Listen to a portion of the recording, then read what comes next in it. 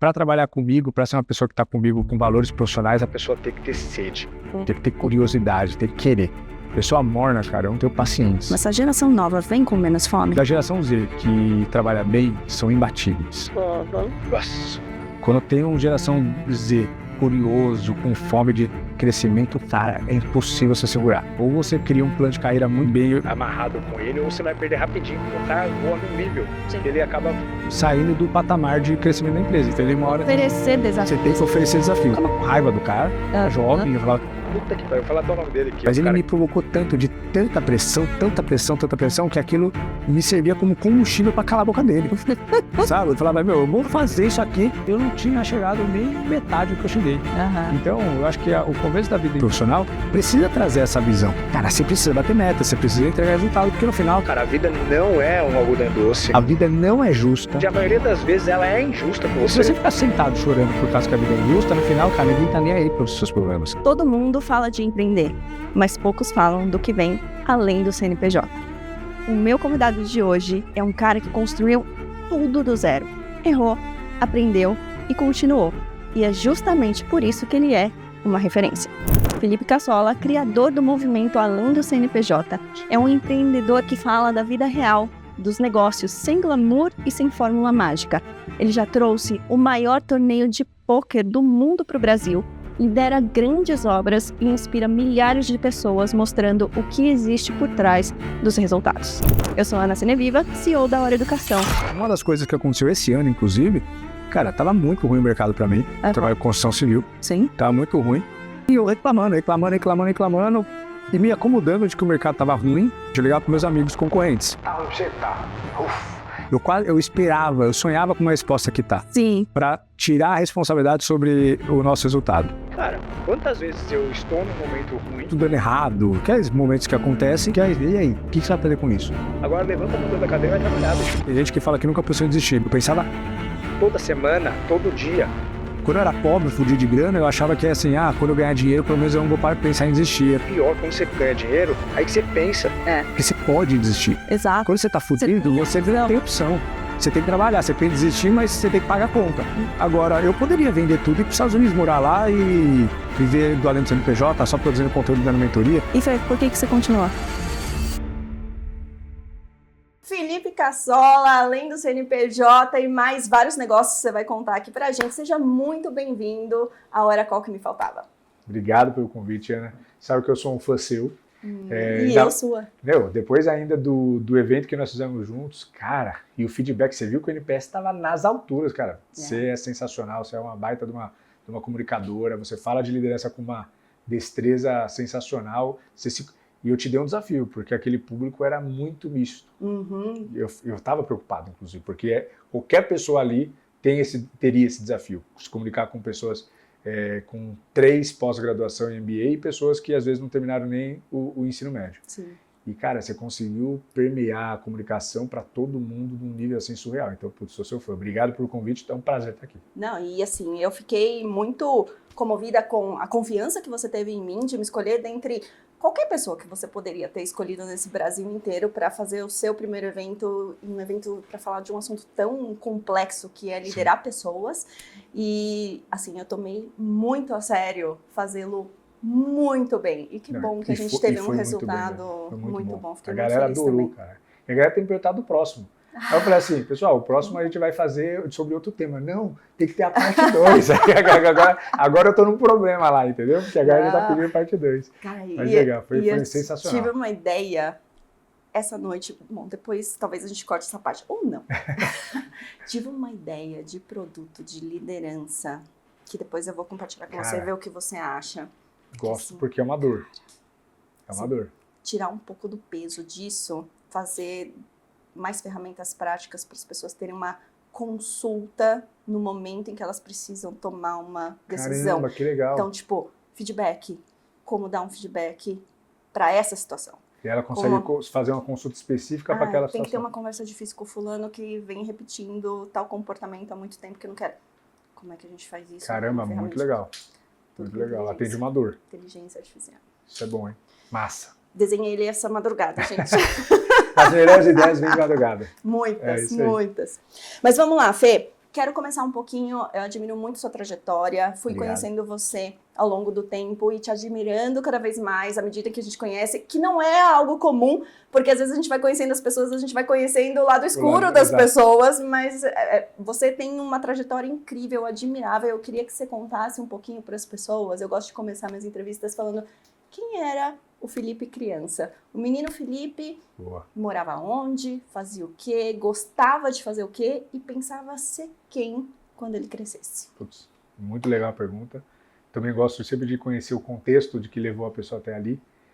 Cara, eu sou uma pessoa simples, Ana. Desde jovem, assim, eu aprendi essa simplicidade com os meus pais. Meus pais são simples, humildes. Meu pai teve uma infância super difícil, né? Tradicional talvez da geração dos nossos pais, Sim. mas muito, muito difícil. Pai alcoólatra, a mãe faleceu com ele quando tinha 4 anos, então foi criado na rua e tal. Sim. E minha mãe, por mais que teve já uma família presente, era um pai que batia na esposa, batia nos filhos, então foi uma sucessão de traumas ali que no encontro dos dois tiveram a gente, eu e meu irmão.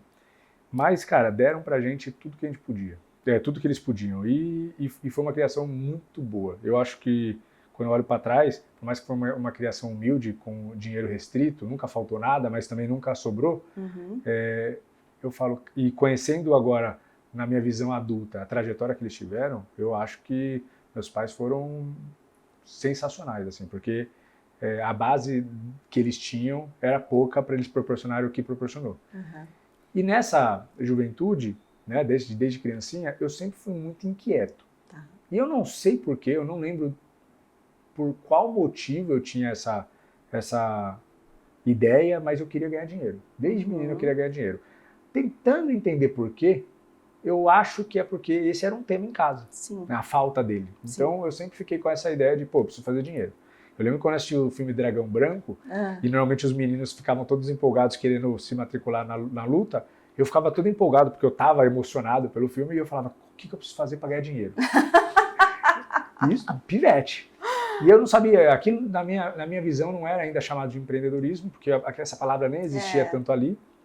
E eu lembro assim, por exemplo, eu pegava meus brinquedos, eu ficava lá a parte da manhã inteira, porque eu estava à tarde, colocando linha de costura e um papelzinho, colocava um preço, pegava 2 baldes, morava numa casa que tinha um portão de ferro, colocava meus brinquedos e todo mundo que passava, oi senhora, tudo bem, quer comprar os meus brinquedos? Mentira, você vendia seus próprios brinquedos? Vendia meus próprios brinquedos, nunca ninguém comprou, tirando mas achava muito legal. Ótimo treino. Mas uma vez um menino da rua comprou um brinquedo, aí eu fechei a banca, encerrei por aquele dia porque eu estava muito feliz. Prosperou. E eu lembro que eu vendi por R$10, cara. E R$10 naquela época era muito dinheiro.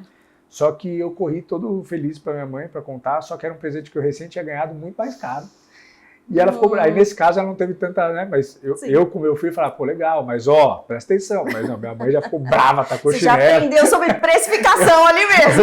Eu vendi um brinquedo bem mais caro, novinho, por um preço ínfimo, mas enfim. E aí, quando eu fui crescendo, tudo que eu queria fazer, minha mãe sempre me apoiou, minha mãe e meu pai sempre deram apoio, cara, então eu era meio inquieto, minha mãe e meu pai me provocavam de que eu tinha que estudar, fazer coisas diferentes, então elas me colocaram em curso de administração para criança.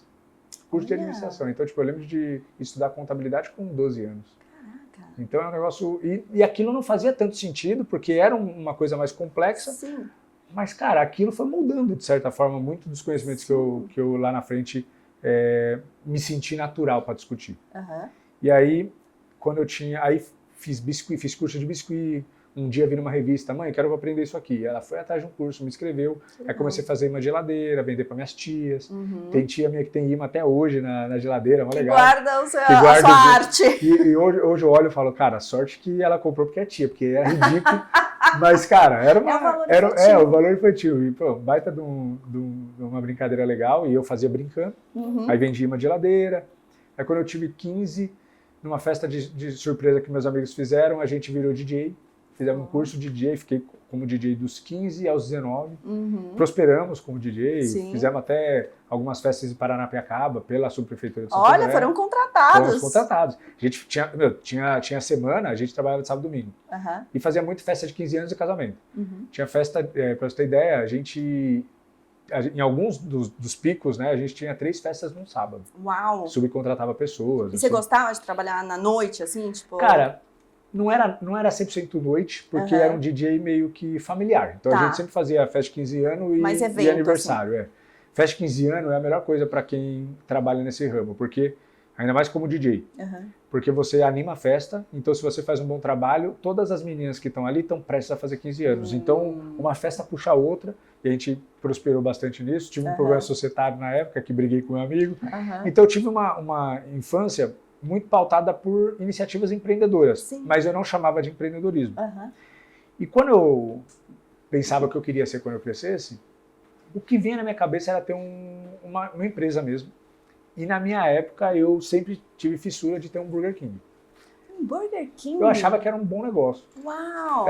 Eu sempre Não, ficava e teve uma época realmente que as franquias tiveram uma popularização, né? Parecia Gigante. que franquia era a saída para você ser Exato. um empresário com menos risco, né? Meu, isso era fundamental, mas o que eu via era o seguinte, da onde surgiu a ideia? Tinha um McDonald's 24 horas numa rua lá de Santo André chamado Dom Pedro II. Aham. E aquele McDonald's, e até hoje, tem um atendimento péssimo.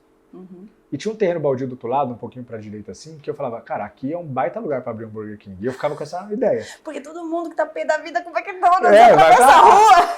E aí eu ficava com essa ideia de, vou ter um Burger King aqui. E por muito tempo eu carreguei isso. Tá. Aí quando chegou minha fase mais adulta, eu comecei a fazer comércio exterior na faculdade, porque eu falava, eu quero empreender, mas eu sei que precisa de dinheiro. Então enquanto eu não tenho dinheiro, eu vou trabalhar. Aí sempre trabalhei desde os 15 anos, mas trabalhar oficialmente com estágio numa multinacional e cresci muito rápido na carreira, Aham. já com a ideia de empreender. Então, eu sempre tive uma visão muito intraempreendedora onde eu trabalhei. Aham. Eu trabalhava como estagiário, eu saía sempre tarde, não cumpria os horários, recebia a bronca dos meus superiores, Aham. mas depois de efetivado, era comum chegar às 6 da manhã, e eu trabalhava na Vila Olímpia e morava em Santo André. Então era comum eu chegar às 6 da manhã, até porque eu ia de fretado. E eu contratava só o fretado de ida, porque a volta eu nunca saía no horário. Então, por muitas vezes era das 6 às 10 da noite. Aham. Uma rotina quase que empreendedora de Sim. alguém que está construindo um negócio. Sim. E era isso que eu tinha essa visão. Eu tinha uma visão empreendedora. Que esse era o seu papel Esse ali era dentro. meu papel. Eu preciso prosperar aqui para fazer dinheiro para conseguir abrir meu negócio. Uhum. E por conta disso, sempre fui aprendendo. Então, quando eu via uma pessoa do financeiro lá que me dava abertura, eu chegava e perguntava coisas. Às vezes vinha meu olerite, eu chegava no gerente de RH e falava, cara, não estou questionando, mas é que eu quero aprender como que funciona. Aham. Então eu perguntava, ele me explicava os cálculos. Então eu sempre fui usando essas experiências para aprender Sim. o máximo de gestão possível. Aham. Aí eu lembro quando eu juntei 100 mil reais, eu falei, pronto, chegou a hora de eu sair daqui. Aí você já tinha amadurecido a ideia de Já que tinha você queria amadurecido. ter o seu próprio O negócio. meu próprio negócio. E você já sabia o quê? Não. Eu não sabia o quê. Eu sempre gostei de empreender, sempre tive a visão de empreender independente do mercado. Aham. Eu queria, de fato, ter um negócio. Aí, com 100 mil reais, eu achei que eu estava rico. Eu pedi a conta no auge da minha vida empreendedora, da minha vida em termos de carreira. Eu estava como vendedor e batendo recorde a nível Brasil. Eu cheguei era uma empresa que tinha 80 e poucas filiais no mundo. Aham. E eu entrei entre os 25 maiores vendedores do mundo. Olha só. Chamava Race 25, inclusive. Uhum. E por conta disso, eu estava concorrendo e no final ganhei um curso que seria em Hong Kong, Xangai e Miami. Que legal. E eu saí antes desse Você não curso foi fazer o acontecer. curso? Tanto que quando eu pedi a conta, ninguém entendeu. Aham. Falou, que é isso, Felipe? Eu falei, meu, Bom, o número 24 deve ter ficado feliz. oi? O que é? O número 26, na verdade. O candidato 26 do ranking deve ter ficado feliz Verdade, na hora que ele você entrou, saiu. ele entrou. É verdade, eu tinha pensado por esse prisma. Eu dei oportunidade para uma pessoa. Exato. E aí saí, fiz um plano de saída bem tranquilo com os meus antigos patrões. Você porque teve eles eram, essa preocupação na época? tive. Eles pediram, eu tinha uma carteira muito fiel a mim. Tá. Inclusive a carteira, eu passei por 3 empresas, né? Então a minha carteira me acompanhou nessas 3 empresas. Aí eu falei, fica tranquilo, eu não estou saindo para concorrente, eu não vou abrir uma concorrente.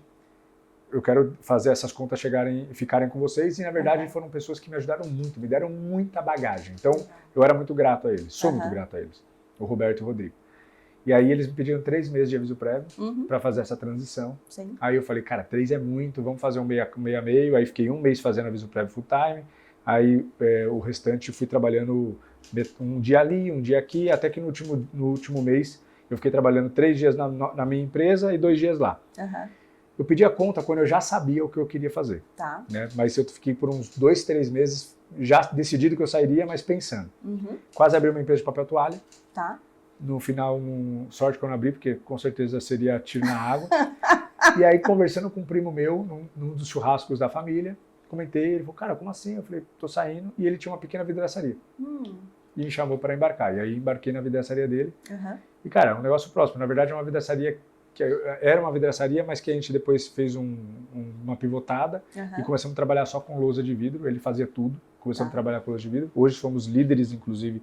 Sempre fomos, mas hoje a gente mantém. Hoje a gente tem uma média aí de 7 a cada 10 lousas assim, no mercado corporativo são nossas. Uau. Até que no próprio Networkers, a gente foi na Jovem Pan, a gente foi no Paulo Vieira, a gente foi em vários lugares, tudo é lousa nossa. E eu nem sabia que estava lá. Aí eu falo, ó, tá vendo? Tá vendo? A liderança de mercado está comprovada aqui na prática. Está comprovada na prática. E foi um negócio que a gente entrou e aí deu muito bom. Assim. Para mim foi uma empresa que me ensinou muito, foi muito próspera. Ela é próspera até hoje. E, cara, essa trajetória é surreal. E quando eu olho para trás, às vezes eu fico tentando entender qual foi o impulso dessa intenção. Né? Eu acho que esse impulso foi realmente da dificuldade familiar, a intenção que meus pais colocaram sempre em me mostrar que eu era um cara capaz. Então, tipo, uma autoconfiança muito boa. Eu sempre tive essa autoconfiança dos meus pais de que, cara, o que você quiser fazer, você vai lá e faz, tem que fazer, tem que se esforçar, tem que dar o sangue. Sempre tive um exemplo de trabalho dentro de casa, honestidade. Então, cara, leva esses valores de casa. Sabe que isso que você está falando, dessa ética profissional que você aprende com os pais? É um assunto muito comum que surge nas entrevistas aqui. Quando eu pergunto da origem das pessoas e por que elas acham que o trabalho é tão importante, por que elas se dedicam, e eu entrevisto, modéstia à parte, pessoas que são muito bem-sucedidas nos seus respectivos caminhos de carreira. Todas elas têm isso em comum. Elas aprenderam com alguém, seja dentro de casa ou alguma pessoa de referência, ética profissional. Total. Aí eu queria perguntar para você, o que é ética profissional para você? O que uma pessoa tem que ter para demonstrar que, assim, você pode confiar o seu negócio a essa pessoa?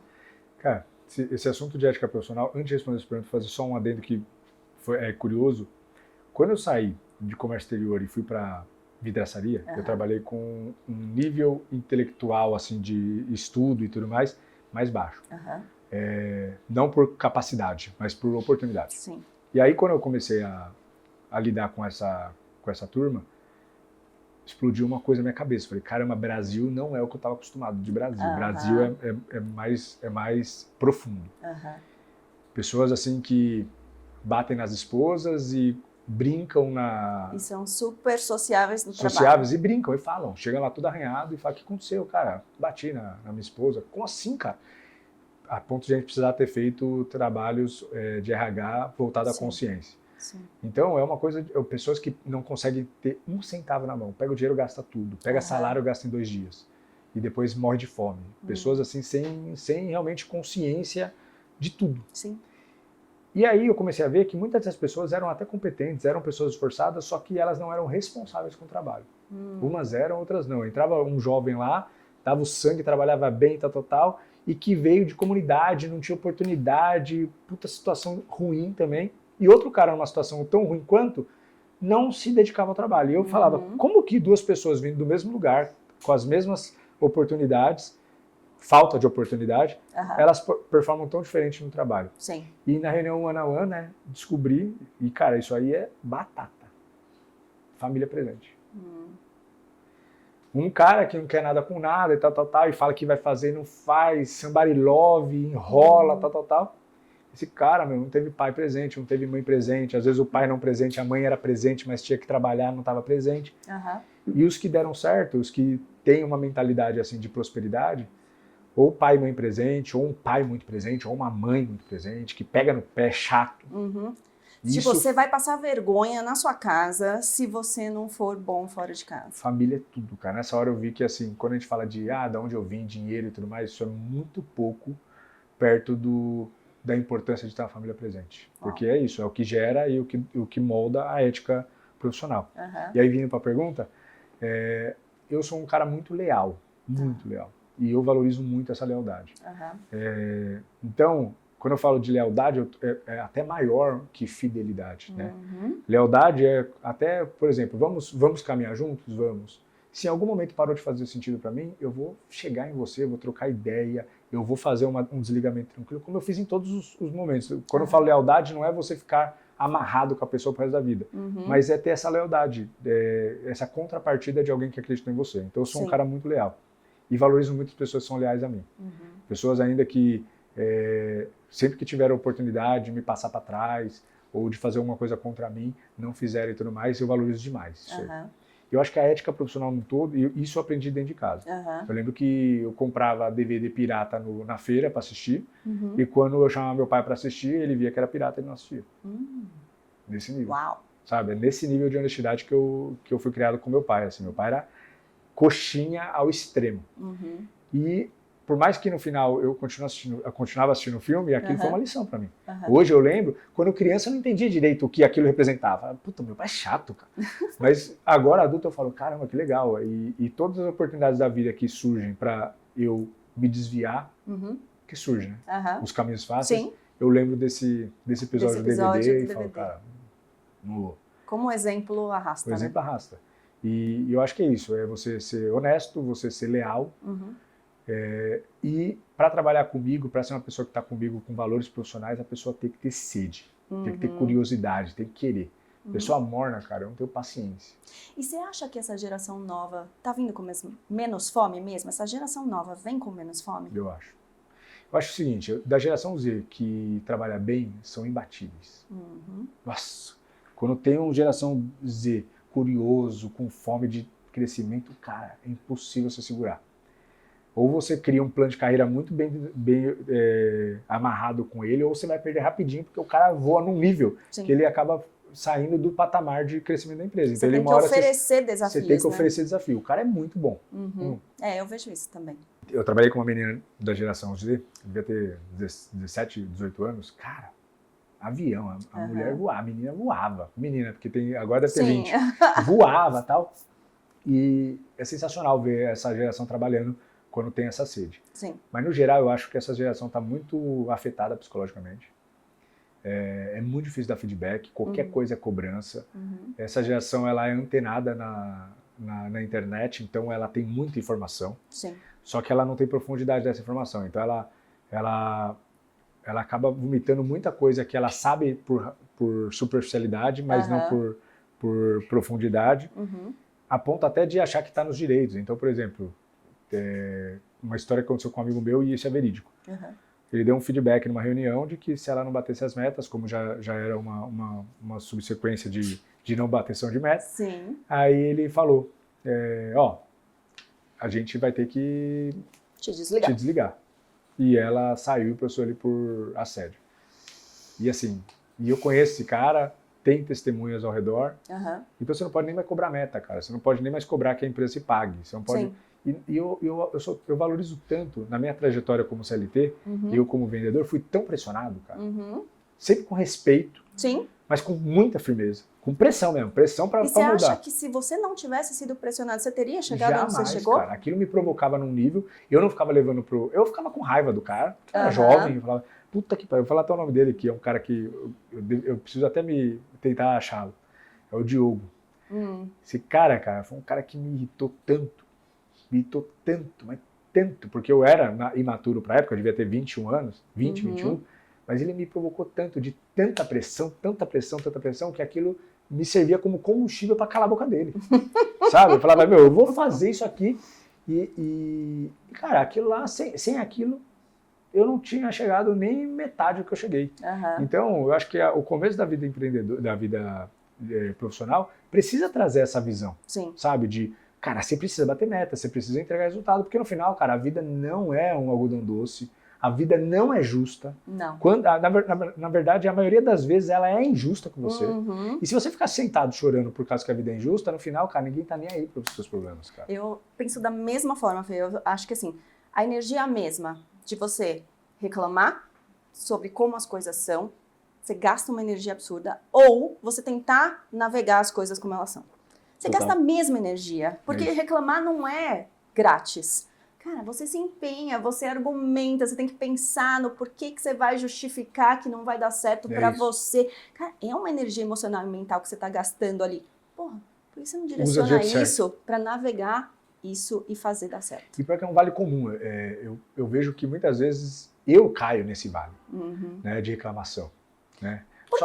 É um atalho mais porque é um fácil, atalho do mais fácil. alívio. Só que às vezes, só que você tem que ter essa sabedoria de uma hora parar e falar o seguinte, tá, e aí, eu vou ficar chorando aqui sozinho e até que hora eu já entendi com a maturidade que ninguém vai me socorrer, porque no final é você por você, por mais que você tenha família e tudo mais, você que tem que puxar a dianteira do negócio. E cara, quantas vezes eu estou num momento ruim, com tudo dando errado, aqueles momentos que acontecem, e eu começo a reclamar e uma hora... reclamação aqui é pouco tempo, poucos dias no máximo. Uma semana chutando alto, porque aí, e aí, o que você vai fazer com isso? Agora levanta a bunda da cadeira e vai trabalhar, bicho. Uma das coisas que aconteceu esse ano, inclusive, cara, tava muito ruim o mercado para mim, trabalho com construção civil, tava muito ruim, e eu reclamando, e me acomodando de que o mercado tava ruim, e eu fazia o seguinte, eu ligava para meus amigos concorrentes, tá ruim pra você? Tá. Eu esperava, eu sonhava com uma resposta que tá. Para tirar a responsabilidade sobre o nosso resultado. E quando todo mundo estava ruim, eu falava, tá bom, é mercado. E só que o dinheiro começou a apertar, e eu falei, tá, e aí, eu vou morrer falando que é mercado, e tá bom? Sentei, fiz um plano, falei, o que é o problema? Qual é a solução? Como que a gente consegue fazer mais vendas num país de Selic a esse nível? E comecei a fazer, quais são os mercados que estão vendendo bem a isso? Cara, graças a esse protagonismo de vamos parar de reclamar e vamos resolver, a gente deu uma ajustada na rota e hoje nós estamos prosperando demais graças a isso. Porque se eu tivesse dependendo do mercado anterior, eu estava ferrado. Como alguns concorrentes ainda estão lá. Então, cara, para de reclamar e vai fazer o que você tem que fazer, cara. Que é o que eu acho que a geração Z perdeu essa capacidade, assim. Entendi. No geral. Concordo muito. Vamos falar um pouquinho de Além do CNPJ? Bora! Felipe tem um podcast super bem sucedido. Sigam no Instagram, Além do CNPJ. Sigam no YouTube, Além do CNPJ. Conta um pouquinho de como o Além do CNPJ surgiu, que eu acho que é uma história muito boa. Boa. Cara, eu tive uma vida empreendedora depois que eu comecei a empreender muito doida. Porque eu abri várias empresas. Eu achava que a lousa de vidro ela acabaria em 2 anos. Sempre assim, a vida inteira. Você achava que ia ter um ciclo curto? Ia ter um ciclo curto. Então ela estava sendo próxima, mas eu achava que logo mais a TV ia vir touch e acabou. Hoje já tem TV touch, mas ainda as pessoas têm colocado lousa de vidro. Então eu acompanho inclusive o mercado americano, tá voando lousa de vidro lá, então falei, cara, é um mercado que tem ainda tempo para coletar de venda. Mas por conta dessa pira que eu entrei de que o mercado vai acabar, eu comecei a achar novos mercados. E desfoquei totalmente do negócio principal. Então, abri várias agência de marketing, infoprodutora, software house, trouxe um torneio de poker para o Brasil, que inclusive é um maior torneio de poker do Brasil, foi uma dos bullet points destacáveis da minha carreira. E fiz de tudo um pouco. Em algum momento, as pessoas até achavam que eu estava no auge da minha vida empreendedora. Só que muitas dessas empresas estavam sendo bancadas pela empresa principal de lousa, e a empresa de lousa estava degringolando. E aí foi quando eu, depois de muito custo, entendi que a gente precisa focar, a gente precisa ser, além de empreendedor, precisa ser gestor. E eu já investi até em cantor de funk, pra você ter ideia. Jura? De verdade. Uau, cantor de funk. E não gosto de funk, mas investi como negócio. Coloquei clipe, tem um mercado, coloquei clipe dá no pra ganhar Condizila, dinheiro, coloquei bora. clipe no Condizila, começamos a fazer show, aí ele se converteu, virou evangélico, perdeu o cantor. Não acredito! Ele queria cantar funk gospel, eu falei, não dá, velho. Não era a nossa coda original. Ferrou o projeto, mas é real, assim, eu investi. Então eu era um menino que falava mais sim pra tudo. E aí com o tempo comecei a ver que foco é importante, que não dá pra falar sim pra tudo, comecei a ter problemas de sociedade, a empresa começou a prosperar, quando começou a bater lá na concorrência dos grandes, os sócios começaram a não dar conta, e aí eu comecei a perceber que eu fiz sociedades frágeis, e eu aprendi muito nesses meus primeiros 8 anos empreendendo, por conta dessa situação toda. E aí num dia, eu comecei a seguir um cara chamado Além da GV, que depois mudou para Além da Facu, que é o Álvaro Chocair. E o Álvaro fez um dia do empreendedorismo. Eu já tinha uma empresa, já tinha voltado para dentro de casa, eu larguei tudo, todas as coisas que a gente estava fazendo, e voltei para a empresa de lousa. Que eu falo que eu tinha uma síndrome do Shark Tank.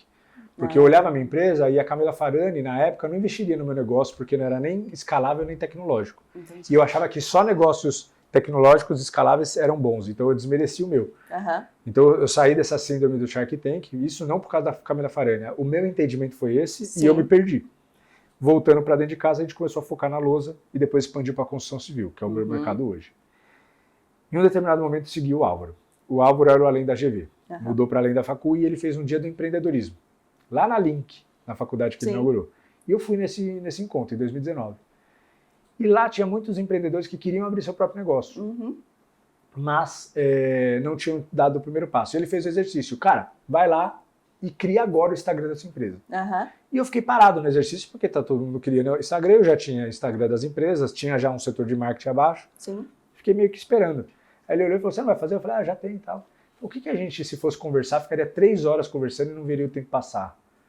Aí eu falei, negócios. Ele criou Além dos Negócios. Ele era o Além da Facu, né? Criou Além dos Negócios. Aí tentei. Já tinha. Por sorte, porque Além do CNPJ é um nome bem melhor. Bem melhor, bem e mais aí único. Tentei Além do CNPJ. Aí o Álvaro aí a gente fez uns posts, o Álvaro me repostou, ganhei 80 seguidores. E aí no dia seguinte fiz outro. E foi até 10 mil seguidores, foi sem eu aparecer. Caraca.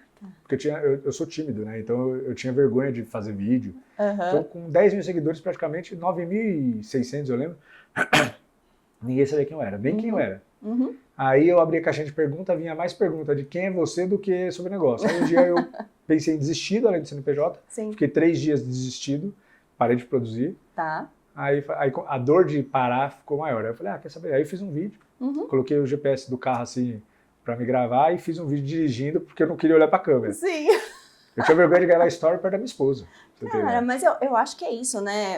Essa alma empreendedora é isso. É começar do jeito que der. Cara, É não ter que fazer perfeito da primeira vez. E eu sou muito assim.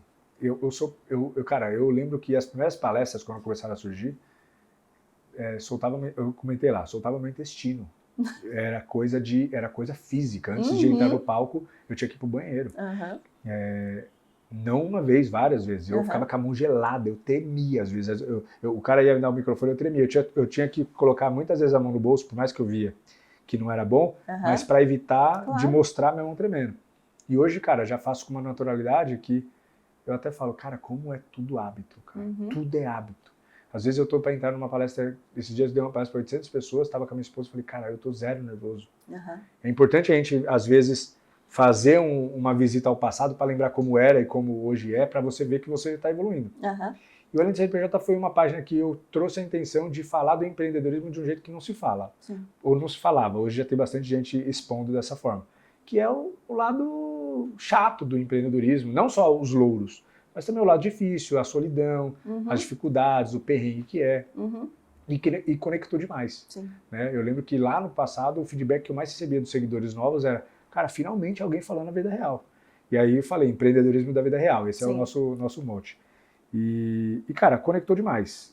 Eu sou um cara que, quando eu tive um erro na empresa, por conta de fluxo de caixa, e a gente estava ferrado, e eu já tinha o Além do CNPJ há uns 2, 3 anos. Eu lembro que eu cheguei no carro, assim, umas 9 da noite, assim, depois de trabalhar até tarde, derrotado, e me sentindo um impostor, porque eu ensinava empreendedorismo para as pessoas e tinha acabado de cometer um erro básico. E aí eu fiquei até meio que envergonhado de falar, cara, tomara que ninguém descubra, né? Sabe? Eu vou ter que dar um jeito de resolver. E na hora que eu entrei no carro, assim, eu falei, cara, eu não falo que é empreendedorismo vida real. Eu peguei, liguei a luz do carro, um vídeo muito mal feito, joguei meu coração ali, falando que eu tomei um erro, eu tinha cometido um erro, que isso podia custar a sobrevivência do meu negócio, que eu não sabia como eu ia sair dali. Né? Eu falei, cara, se você perguntar qual é a solução... Porque, em geral, as pessoas já postam o problema com a solução, com a né? solução. Para aparecerem então, como heróis, eu fiz um vídeo no fundo do poço. Eu falei, eu não sei qual é a solução. Cara, é isso. Tô só contando para vocês porque eu tava me sentindo impostor de não contar isso. Esse vídeo foi muito bem. Esse vídeo me trouxe uns 60 mil seguidores. Uau. E é louco, porque é isso, é falar a vida real para as pessoas. As pessoas estão sentindo falta de verem pessoas reais na internet. Porque você só vê coisa perfeita, e no final você se sente um merda. Você fala, cara, eu sou um lixo aqui, porque todo mundo prospera e eu não. E, cara, esse sempre foi a minha intenção lá no CNPJ, trazer conforto para as pessoas e dizer que é normal. Demorar, é normal você trabalhar sem ganhar dinheiro, é normal você desequilibrar, é normal você pensar em desistir. Tem gente que fala que nunca pensou em desistir. Bicho, eu pensava toda semana, todo dia. Quando eu era pobre, fudia de grana, eu achava que assim, quando eu ganhar dinheiro, pelo menos eu não vou pensar em desistir. É pior, quando você ganha dinheiro, aí que você pensa, porque você pode desistir. Exato. Quando você tá fudido, você não tem opção. Você tem que trabalhar, você tem que desistir, mas você tem que pagar a conta. Agora, eu poderia vender tudo e ir para os Estados Unidos, morar lá e viver do além do CNPJ, só produzindo conteúdo e dando mentoria. E Fê, por que você continua? Cara, porque o jogo não é esse. Eu achava que era dinheiro, como aquele menino achava, mas o jogo não é esse, o jogo é impacto. O jogo é fazer as coisas acontecerem, pegar um projeto que é só uma ideia e transformar em realidade. O jogo é você gerar prosperidade na vida das outras pessoas. Eu falo isso, as pessoas acham que é blá blá blá. Cara, pessoas prosperando abaixo da gente através das pontes que a gente cria é muito mais gostoso do que a própria prosperidade. Cara, isso é uma delícia. É um combustível, não é? É um combustível, cara. Eu acho que assim, o dia que eu parar de criar coisa, eu morro. Sabe? Eu vou ter que empreender até morrer. Porque eu acho que não tem descanso. Tem gente que fala, quando eu fizer 60, cara, não sei. Eu tô com quase 40 ainda e caçando problema ainda. Uma vida sem trabalho. Exato. E assim, não é o trabalho, é o jeito que eu gosto de viver, cara. Eu gosto de fazer isso, eu gosto de vender ideia, eu gosto de tirar coisas do papel, eu gosto de ver uma pessoa muito boa, com uma baita vontade, uma baita sede, e ainda não teve oportunidade de puxar, sabe? Não Isso sou é uma pessoa tão paciente assim, com pessoas que não estão nem aí pra nada. Cara, eu sou zero paciente, a minha liderança ela é testada e toda vez que foi testada eu vejo quanto eu sou um péssimo líder nessa situação. Eu preciso trabalhar com gente que corra do meu lado.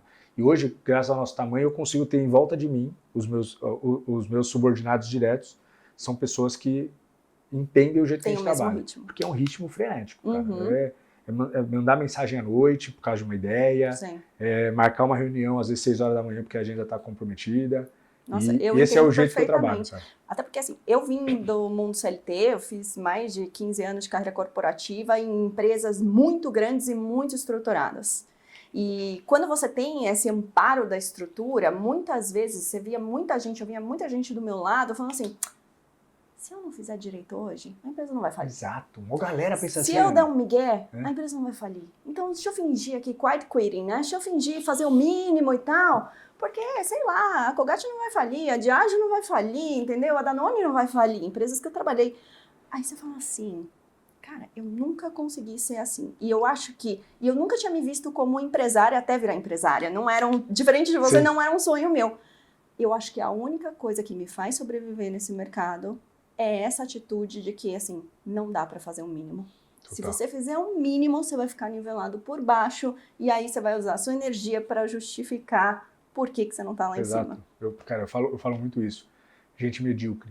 E medíocre é uma palavra forte pro nosso brasileirês. Mas para analisar, é estar na média. Exato. E estar na média é horrível, cara. É o morno que faz... Porque a média é muito ruim. A média é muito ruim. Você se destacar é muito fácil. Claro que quando você joga um jogo de alto nível, aí a concorrência fica maior. Mas sair da média, fácil. É só fazer o arroz com feijão, dentro das suas obrigações, no horário de trabalho. Você já faz, você já está acima da média. Cada vez mais fácil. Exato, cada vez mais fácil. Tá muito fácil, cara. Eu brinco, esses dias eu fui dar um treinamento para uma equipe que trabalhava home office. Só que foi presencial. E aí eu estava falando sobre intraempreendedorismo para eles. Eu estava falando, cara... Eu não gosto de home office. Eu sei que aqui é um assunto delicado falar isso. Porque todo mundo já falou, fica quieto. Mas eu não gosto, porque, cara, no final das contas, você, em prol de um conforto, e eu entendo que é um baita confortável, e confortável não do jeito pejorativo. É uma comodidade. É uma comodidade, né? Porque você não pega trânsito para ir, trânsito para voltar, perde tempo, tal. Mas ok. Só que esse é o preço que se paga para a interação humana. Sim. Porque se você tá só home office, você não tem oportunidade de aprender se você é júnior com o pleno, se você é pleno com o sênior. Cara, você perde a interação humana. E as pessoas acham, não, mas tem sim, no call. Amigão, no call é assunto direcionado. Você aprende com esses caras num almoço, presenciando alguma coisa que ele tá fazendo e você não tá nem envolvido, só observando. Você percebe essas coisas no cafezinho. Sim. É um conselho que se dá depois de alguma coisa que aconteceu e você não estava com aquela pessoa em pauta, mas ela observou você e veio te aconselhar. Exato. É isso, cara. E essa galera que tá toda focada no home office tá perdendo isso. Uhum. Porque as pessoas talvez não... Acho que é um pouco de falta de educação no sentido de entender como as coisas funcionam, não de polidez e... Sim, sim, sim. É um pouco de falta de educação no seguinte sentido. Nós somos seres humanos com cérebros neandertais, É isso. atuando num mundo onde a tecnologia avança numa velocidade quântica. O cérebro neandertal é o mesmo de milhares de anos atrás. Então, assim, ele aprende do mesmo jeito que os macacos aprendiam, ele sente do mesmo jeito que os macacos sentiam. A presença é necessária para a evolução. Total. A máquina aqui está programada para evoluir desse jeito. Exato. Então, quando a sua interação é exclusivamente através da tela, falta algo. Sem dúvida, falta algo. Você está abrindo mão de algo. O que não dá é para fingir que você não está abrindo mão de nada e achar que dá para fazer tudo 100% Exato. perfeito. Assuma que, sim, tem benefícios, tem uma comodidade, mas tem uma perda. Você está disposto E a a galera lidar não com quer essa falar perda? dessa perda. Não quer. Porque isso levanta uma pauta que eles não querem discutir com medo de voltar para presencial. Sim. Mas, cara, a gente vive uma vez só. Cara, pelo menos nessa vida, para quem acredita, essa vida, nessa carcaça é uma vez só, para quem acredita que existem outras vidas. Mas independente de quem, se você acredita ou não, essa vida, você sendo Ana sendo viva, vai ser uma vez só, bicho. Sim. Cara, e é muito curta a nossa passagem por aqui. Faz sentido a gente viver fazendo o básico. É igual você falou, eu vou fazer aqui mais ou menos. Amigão, eu vi esses dias um vídeo, virou até post, de um cara entrevistando a Gisele Bündchen. Tá. E aí fala assim, cara, como que foi pra você conquistar tudo que você conquistou sendo bonita? Ela falou, sendo bonita? Bonita tem um monte de mulher bonita. Eu sou, dentre as bonitas, eu nem me destaco tanto. Só que se precisar entrar de biquíni e tirar foto num lugar com neve, eu tô lá. Se você pedir pra eu varrer, se eu varrer o chão da minha casa, você pode jogar comida no chão e comer. Porque vai estar impecável. Eu faço isso num nível altíssimo, eu não faço mais ou menos. E até a raiva que ela se expressou por conta do que o cara falou, é a raiva que eu sinto também, porque, cara, eu odeio lavar louça, mas quando eu lavo, é sensacional. É isso, sabe? É muito difícil. E o jeito que você faz uma coisa é o jeito que você faz todas as coisas. Eu faço tudo, exato. Eu sempre, quando chego num banheiro, para usar o banheiro, eu deixo ele melhor do que eu encontrei. Cara, olha isso. Eu também, eu sou a pessoa que lava a mão e enxuga a pia. É isso, eu faço isso. Pro próximo. Banheiro masculino é tudo mijado, na tampa. Eu pego o papel e eu limpo o xixi dos outros. Tem noção disso? Por quê? Porque isso é o meu jeito de viver. Eu tô fazendo isso do meu jeito de viver. E é por você. Por mim, exato. Falo, cara, que situação horrível aqui, ó. Olha o que deixaram.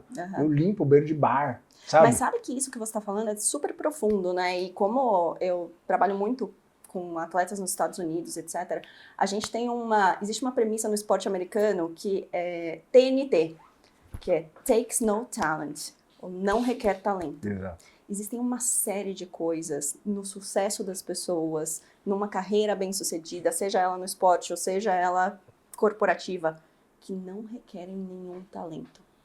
E se você fizer essas coisas, destaca demais. Você já se destaca. É isso. Você já se destaca. Mas tá faltando isso, né, galera? Eu não consigo entender. Eu não sei se eu vim assim, ou se meus pais me ensinaram assim. Eu não sei, cara. Só sei que, cara, é tão simples ser assim. É tão fácil ser assim. Porque, no final das contas, enrolar dá trabalho. Lavar a louça mal feito dá trabalho igual.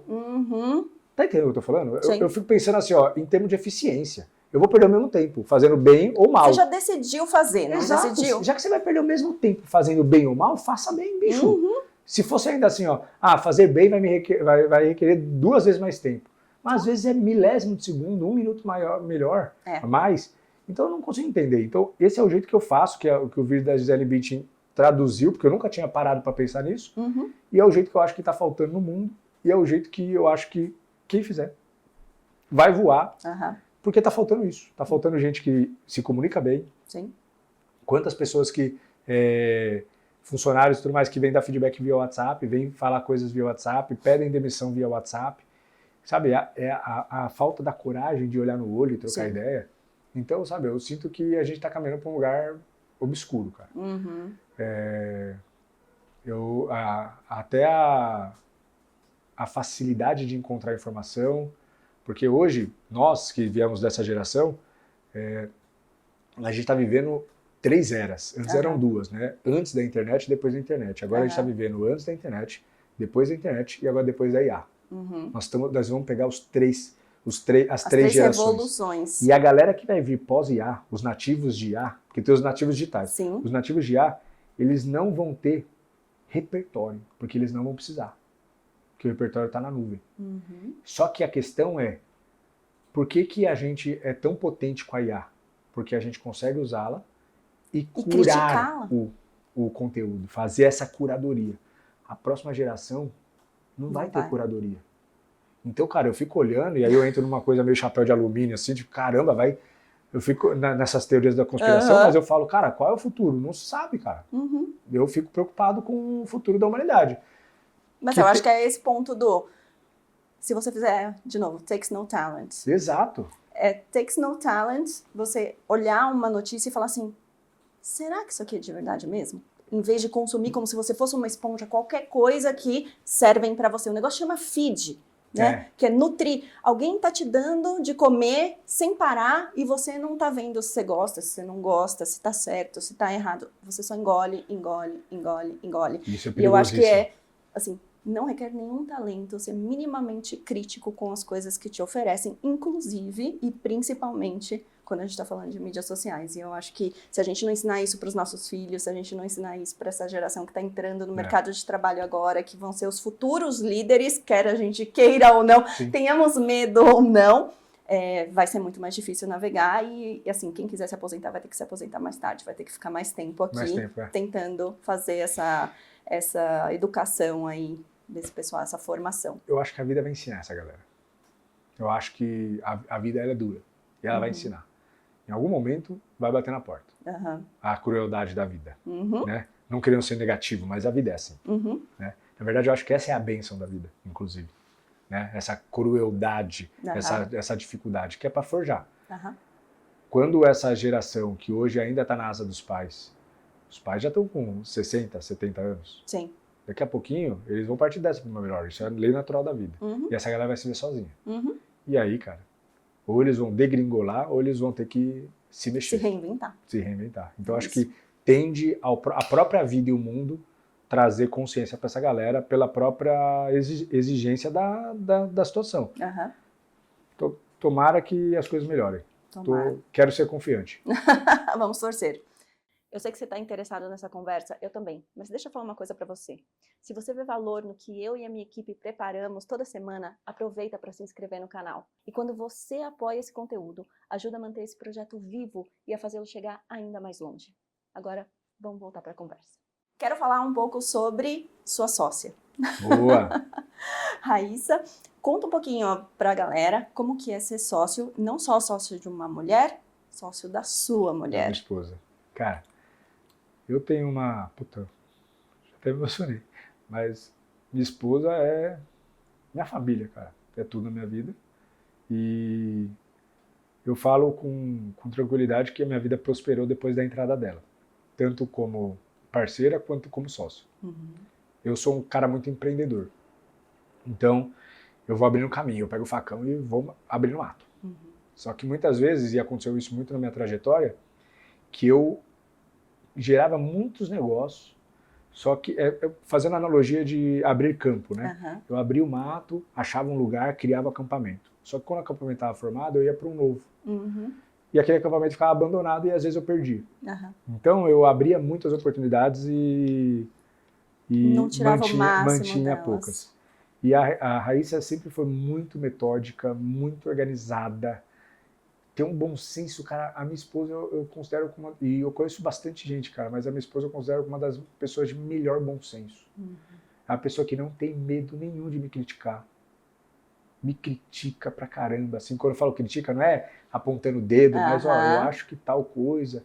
Cara, não passa nada despercebido por ela, cara. Não passa nada despercebido. É impressionante o poder dessa união que nós tivemos, assim.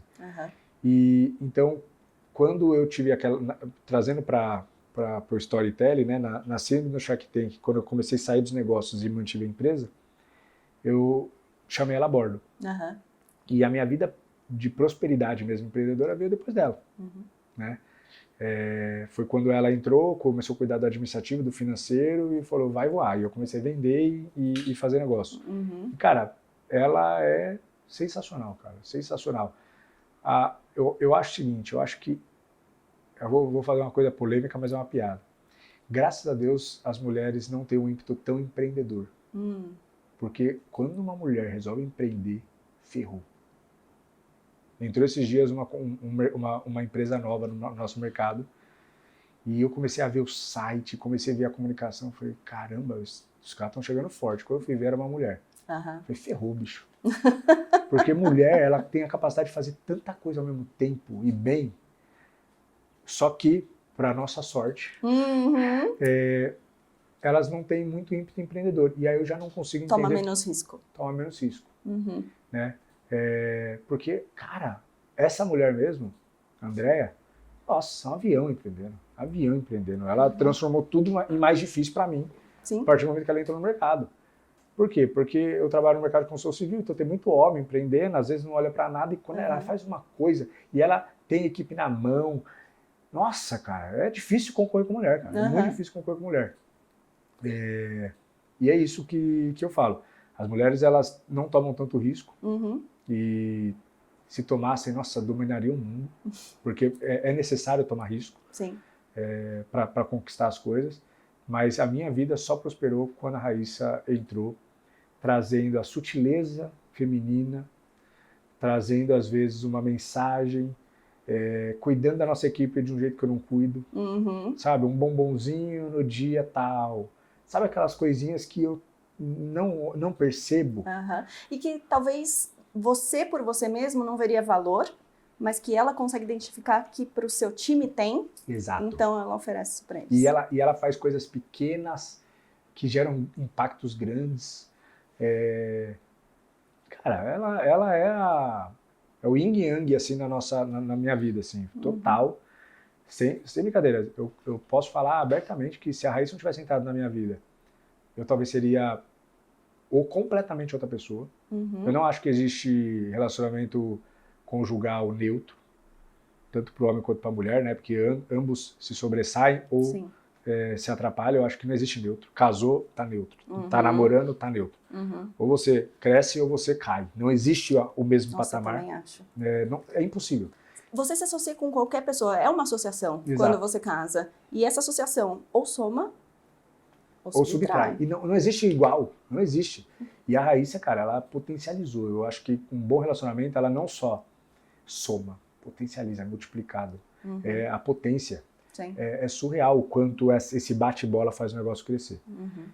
Então, a entrada da Raíssa, do ponto de vista como esposa, do ponto de vista como sócia, do ponto de vista feminino na empresa, é a coisa mais importante. A Raíssa é a pessoa mais respeitada na nossa empresa. Olha. É a pessoa mais respeitada. É as pessoas que ela fala assim, eu acho que as pessoas têm medo. Eu falo, não é medo, é respeito, cara. Às vezes a gente fala alguma coisa pra equipe, a equipe caga, a Raíssa vai lá, fala, resolve. É impressionante, sabe? Essa posição que ela... E ela conseguiu isso de forma natural. Ela não fez nada. Ela só fluiu e organicamente conquistou essa posição, entendeu? E, pô, nossa empresa só é o que é graças a Raicinha. Depois a gente vai fazer esse recorte aqui pra você entregar pra ela de presente, porque tá muito incrível, sério. E ela me deu o maior presente da minha vida, que é a assim Estelinha, cara. Putz, tô uma filhinha de 1 ano e 9 meses agora, pô. Essa menina é a maior bênção das nossas vidas. Recarrega a nossa energia. Devia ter tido filho antes. A gente fica falando assim, tô na correria, vamos esperar mais um pouco. Puta, que merda que eu fiz. Eu queria ter feito uns 7, sabe? Mas agora eu vou ter que correr atrás do prejuízo. Tô negociando com a Raíssa um terceiro aí. Nem tivemos segundo, mas já tô negociando o terceiro. Já tô negociando o terceiro, porque, cara, é a melhor coisa do mundo ter filho, cara. Nossa. Puta, a Estela também é outra pequenininha que, puta, chegou pra arrasar e arrasou. Que legal. Fala um pouquinho do Networkers, o grupo de networking que você criou. Como que surgiu isso? Você tem um sócio no Networkers também? Conta um pouquinho dessa história e por que esse grupo é diferente? Porque eu sei que é diferente, que eu também faço parte. Isso aí. Adoro. Lembra cativa. Né? Tana, o que acontece? Eu sou tímido. Eu sou uma pessoa... E aí, cara, eu sou muito real, falar real, assim. Eu sou tímido. Eu adoro me relacionar com pessoas, mas eu tenho preguiça de me relacionar com pessoas. Alguns amigos que são queridos, eu marco pizza em casa ou na casa deles para daqui 3 meses, para justamente não doer que eu tô me socializando. Socializando demais. Sabe? Aí eu marco daqui 3 meses porque fica fácil de marcar, porque aí assim eu consigo criar esse hábito. Aí quando eu começo a chegar perto, eu falo, putz, por que eu pizza fiz isso? com tal pessoa. E não é pessoal com ninguém. Não é pessoal com ninguém, mas é porque realmente, cara, eu gosto de final de semana, o melhor final de semana para mim é o sem agenda. É o sem agenda, em casa, sem fazer nada. Escolhendo o que faz. Ah, vamos comer num lugar legal, vamos assistir no Netflix, vamos no parque. Esse é o meu final de semana perfeito. Então, eu tenho essa situação aí de naturalmente ser avesso a interações. Esse é o primeiro. Segundo, sou tímido. Tenho timidez, eu sou inseguro quando eu tô com muita gente. Às vezes eu tô numa festa, cara, eu vou ficar na parede, eu não consigo chegar numa rodinha que eu não conheço. Eu sou desse jeito, eu sou um cara assim... Eu tava numa festa de aniversário no sábado, agora, que, cara...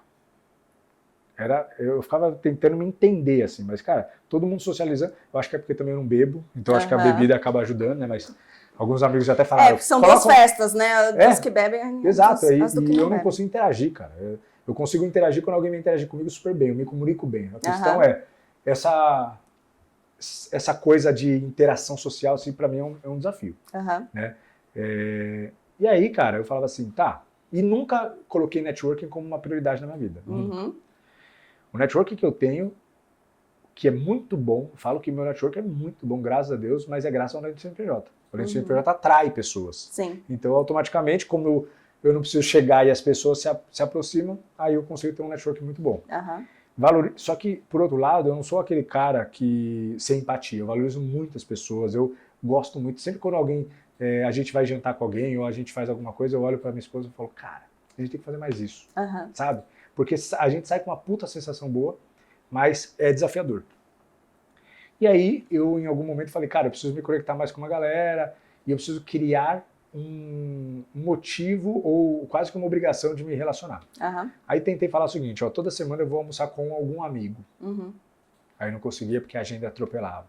Ah, eu vou... Aí beleza, nada dava certo das minhas estratégias de networking.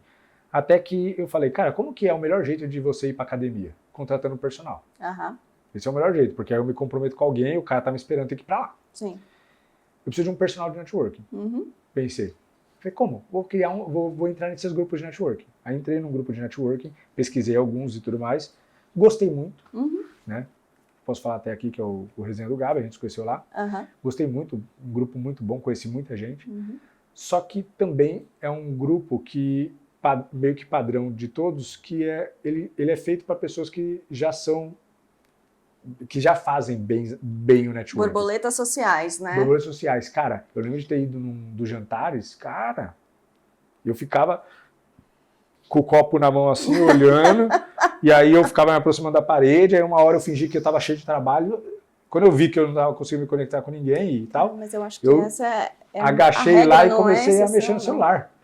Foi muito difícil para mim, muito difícil. E aí, automaticamente, conheci uma, conheci outra, aí no próximo evento eu já tinha duas pessoas. Aí o negócio foi um exercício muito bom, inclusive, para mim. Só que aí eu falei o seguinte, que eu comecei a ver do cenário. O modelo de negócio de grupo de networking, ele tem uma falha importante. E não a do Gabi, não a de todas as conhecidas. A proposta em geral. A proposta em geral, o modelo de negócio. Basicamente, você vai lá, atrai algumas pessoas com a promessa de vamos fazer networking e você faz um baita de um grupo massa. Um baita grupo massa.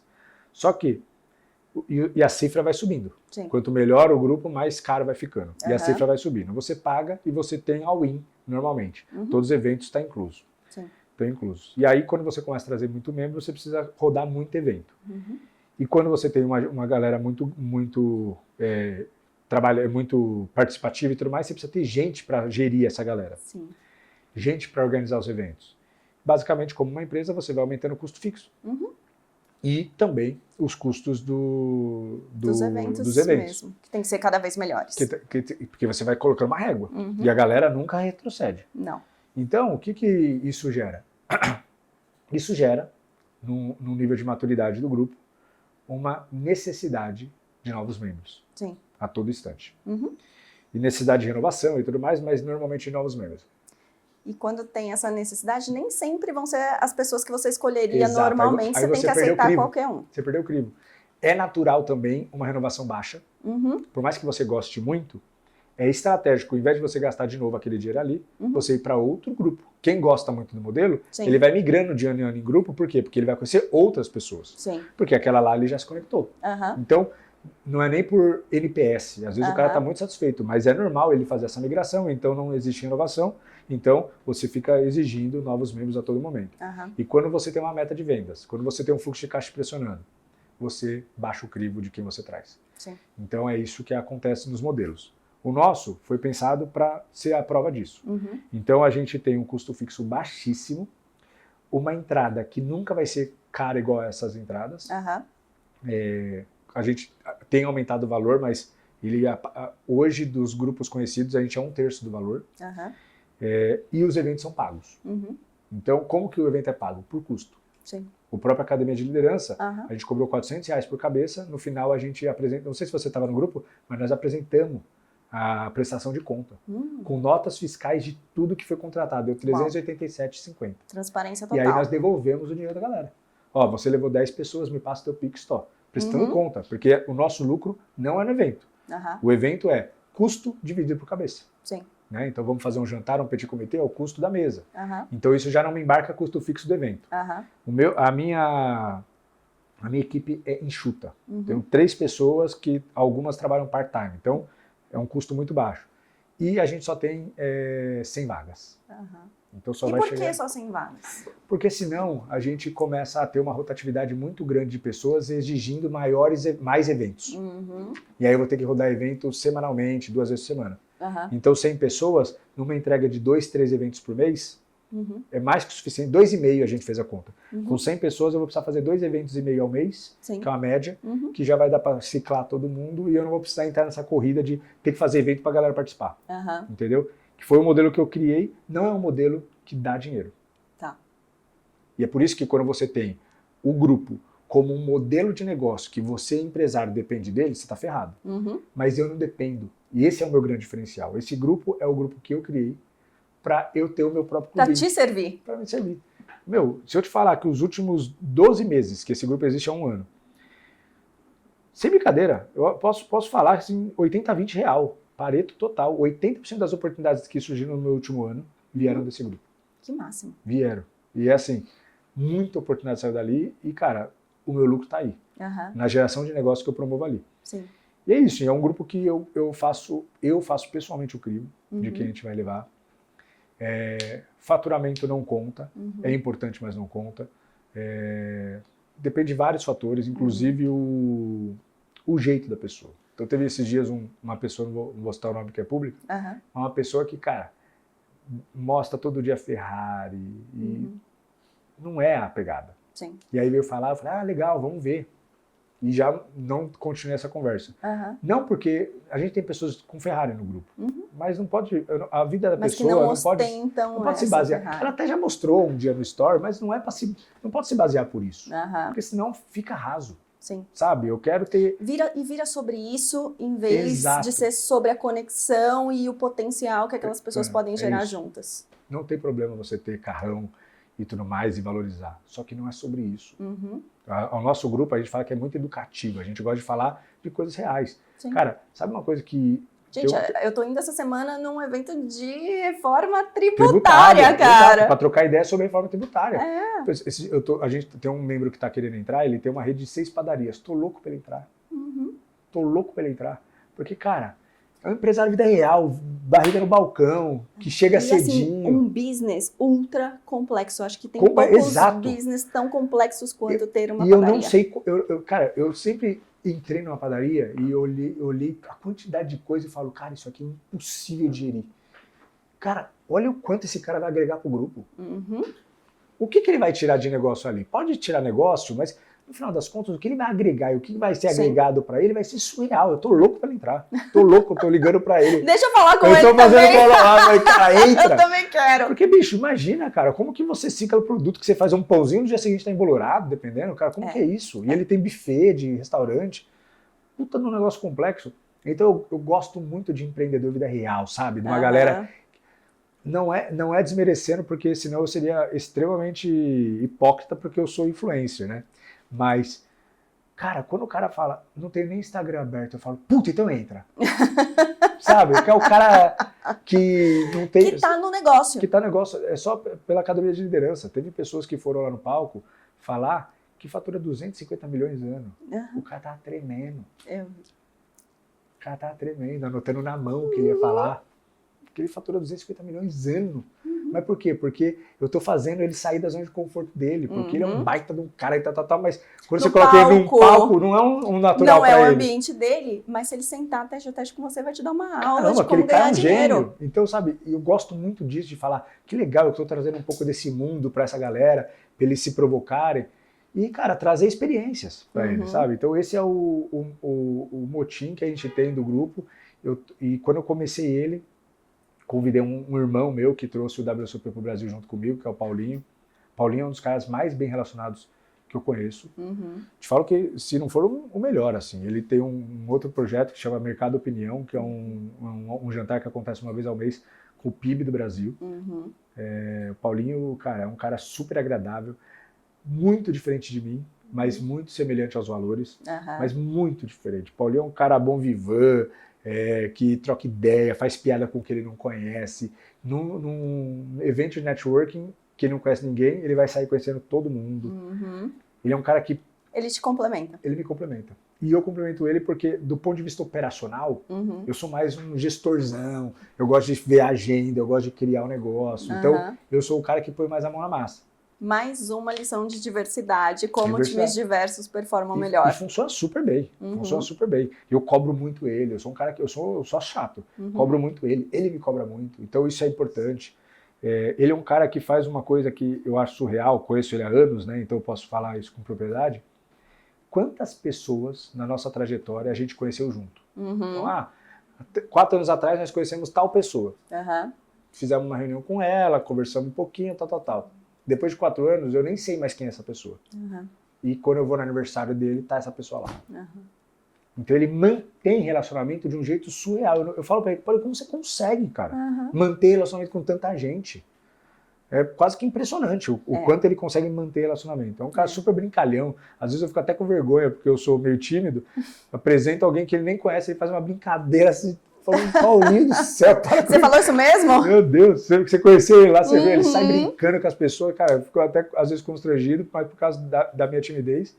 E, cara, é um cara super agradável, a galera ama ele e tem ajudado, assim, o nosso crescimento de um nível surreal. Não teria acontecido a Networkers do jeito que está acontecendo se não fosse a junção de nós dois. E, cara, é isso. Baita de um grupo que eu tô morrendo de tesão de fazer. Quando vai falar de evento e tudo mais, é o que eu paro para olhar com carinho, porque é o que meu coração tá apontando para ali, sabe? A minha intuição diz que ali é um lugar que eu preciso dar atenção. E eu acredito muito na minha intuição. Sim. Então, dá atenção para ali. E, cara, lá atrás eu olhava a projeção desse modelo de negócio, não dava tanto dinheiro, mas eu falava, dá atenção para cá. E tem no final, papel, né? E no final, grande parte do que está acontecendo na minha vida tem saído dali. Então, cara, eu falo, puta, então a minha intuição estava certa. E é isso. Pra gente fechar aqui, para quem tá flertando ir pro empreendedorismo, para quem tá flertando ter o próprio negócio, se você tivesse que falar assim, putz, se eu soubesse de tal coisa quando eu tava virando empreendedor, teria sido muito mais fácil, teria sido diferente. Fala para as pessoas o que é esse call que você teve e fala assim, puta, se eu tivesse tido esse call antes... Teria mudado o jogo. Primeira coisa que vou fazer só uma premissa. A premissa do empreendedorismo, eu quero empreender, quero ter meu próprio negócio, você tem que entender que você vai apanhar todo dia, principalmente no começo. Você vai tomar surra. Você vai estar caído no chão e vai tomar um chute na boca. O negócio é dolorido. Se você não tiver dinheiro e tiver que, no bootstrap, construir isso sem grana, com esforço, vai ser muito Mega trabalhoso, mega suado, vai ser desequilíbrio total. Você vai ter que deixar algumas coisas para trás. Sim. Que seja de forma temporária, que você tenha essa consciência, Exato. mas você precisa deixar algumas coisas para trás, porque o negócio é dolorido, é solitário, é complexo. Você está com um problema gigante na empresa, o único lugar que você se recarrega é o teu lar, e você não quer nem dividir os problemas na tua casa, porque senão você contamina o único lugar que te recarrega. Então você chora sozinho no banho real. Sim. As lágrimas se confundem com a água do chuveiro e tá tudo bem, e você pede ajuda para Deus para te iluminar, e você dá esse salto de fé quase que diário. Sim. Você acorda de manhã com dinheiro na caixa e no final do dia você tá sem nada. É maluco, e do nada você acha que você vai quebrar, e do nada vem uma venda que te socorre. E essa vida, ela é meio que tradicional das pessoas que resolvem empreender. Então você precisa ter muita resiliência e muita casca, e saber que o negócio vai acontecer só se você não desistir. Porque quantas vezes que o caminho mais correto, coerente e lógico era desistir. Sim. E eu não aceitei isso, e no final Deus proveu e as coisas aconteceram. Então, essa é a premissa. E uma coisa que eu demorei muito para aprender, 7 anos. E eu sei disso porque aquilo foi um divisor de águas na minha vida. Primeiro, a gente tem que tomar cuidado de a gente não ter a síndrome do toque de Midas. Fez um projeto que dê certo, aí você acha que tudo que você pôr o dedo vai virar ouro. Não é. Você é limitado, você só tem 24 horas por dia, por mais que você seja workaholic. Então, se você tem um negócio que está dando certo, não mire em outro. Isso é um problema do empreendedor. Ah, começou a dar certo a minha marcenaria. Já sei, vou abrir uma hamburgueria também porque dá dinheiro. Amigão, tem muito empreendedor que foca nisso e cara na água. Não faça. Faça o seu negócio dar muito dinheiro, e enriqueça como pessoa física no teu negócio principal. Aí depois, quando o negócio está andando sozinho, aí você pensa em outros negócios. Mas não fique, porque empreendedor tem essa mania de ver o que está dando dinheiro. Para com essa mania e foca no seu. Se eu tivesse talvez focado só em lousa de vidro, eu estaria mais rico do que eu estou hoje.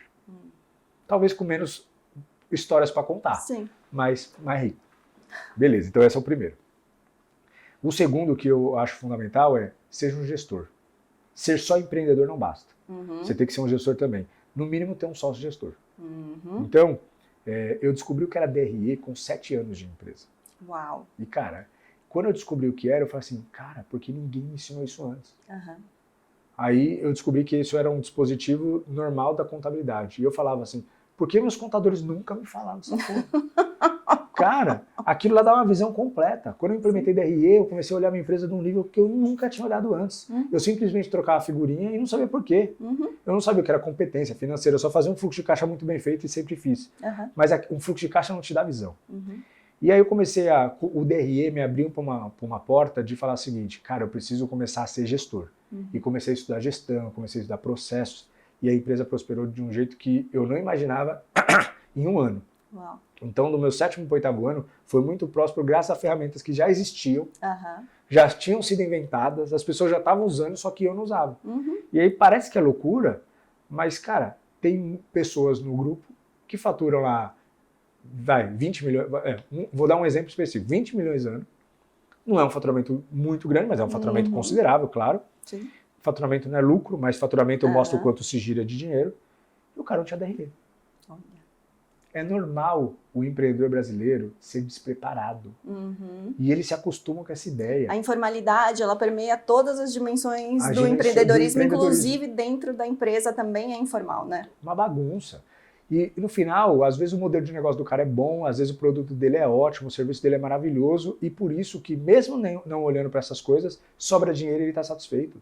Só que com uma gestão vai sobrar muito mais. Sim. E numa crise você vai ser a prova dela, porque você tem gestão. Então, seja um gestor. Já comece do dia 1 estudando. Você não precisa saber tudo, até porque eu não fiz um curso de empreendedorismo, só que eu fui estudando. Sim. Enquanto você ainda não tem grana, estuda em ChatGPT, pergunta quais são as coisas que precisa, esmiuça aquilo e vai trabalhando. Quando você tiver um pouco mais de dinheiro, quando você sentir uma dor, contrata um consultor. Eu faço isso hoje em dia, eu compro know-how. Ah, precisa fazer tal coisa. Pô, quem sabe fazer muito bem? Eu pego a melhor pessoa, coloco lá, pago para ela fazer na minha empresa e aprendo com ela. Corta caminhos, eu tenho o melhor professor a acessar as pessoas com ele cortar fazendo caminhos. na empresa. Né? Então pague por conhecimento se você tem essa condição, se não, busque conhecimento, igual o ET Bilu dizia. Né? E é isso, eu acho que é isso. Não abrace o mundo e seja gestor além de empreendedor, porque muita gente, vender é tudo. Concordo que vender é tudo, mas eu já quase quebrei a minha empresa por vender demais. Eu sempre fui vendedor. Só que teve uma época que eu estava vendendo muito bem, trouxe obra para dentro e quase quebrei. Então, eu acho que você precisa ter tem que vender, claro, mas a base é gestão, você ser um bom gestor e não querer abraçar o mundo, porque você não consegue e você vai fazer duas coisas mal. Faça uma bem. Fê, eu falei que a gente vai conversar 40 minutos, eu tenho certeza que foi muito mais Passou, do que né? isso. Vai ter parte 1 e parte 2 desse Boa. episódio, mas com razão, porque tem muito conteúdo aqui, tem muita coisa boa. Quero te agradecer por você ter vindo e eu tenho certeza que, assim como eu continuaria essa conversa aqui com você se a gente tivesse mais tempo, tem gente em casa que também gostaria de continuar essa conversa sobre empreendedorismo raiz, networking para os tímidos, junto com você. Onde que as pessoas podem te achar se elas quiserem continuar essa conversa com você? Cara, além de ser um PJ, tá no Instagram. É o lugar que eu mais estou próximo. O YouTube é legal, que é onde eu tenho o podcast e tudo mais, mas lá é foco em podcast. Lá, o meu podcast, eu não faço só uma entrevista, eu comento muito da minha vida também. Então, muita coisa dá para pegar no podcast, mas assim, o dia a dia, as dores, as coisas que acontecem no Instagram. Tô meio relapso, preciso começar a produzir mais conteúdo. O pessoal me cobra lá. Mas a vida correria, muitas vezes eu deixo de colocar. E um problema do empreendedor vida real. Muita coisa que seria um baita conteúdo, eu não posso pôr. Porque é sensível aos olhos dos meus funcionários. Sim. Eu não posso pôr um problema que meus funcionários me seguem. As pessoas dizem, bloqueia eles. Não dá, as esposas seguem. Não, gente. Fica impossível. Então, muito assunto que seria um baita de um conteúdo massa, por eu ser empresário de verdade, se eu coloco lá, eu exponho um problema que eu não poderia expor naquele momento. Então, dentro das medidas e possibilidades, eu sempre coloco lá as dores e troco essa ideia com a galera. Então, me siga lá no Instagram, que é por lá que a gente troca ideia. Se você gostou desse episódio, já curte, comenta, compartilha e segue o canal. Eu nunca achei que eu fosse virar essa pessoa que curta, comenta e compartilha e pede para você fazer isso. Mas faça isso se você gostou e quer mais dessas conversas incríveis como a que a gente teve aqui com o Felipe Cassol. Obrigada, Fê. Obrigado pelo convite. Se você chegou até aqui, é porque essa conversa fez sentido para você. Então faz o seguinte, curte, comenta e compartilha. Isso ajuda esse conteúdo a chegar em mais pessoas que também estão buscando evoluir. E é isso que move o que eu e a minha equipe construímos aqui. Toda quarta-feira tem um novo episódio, conversas feitas para provocar, inspirar e gerar movimento real.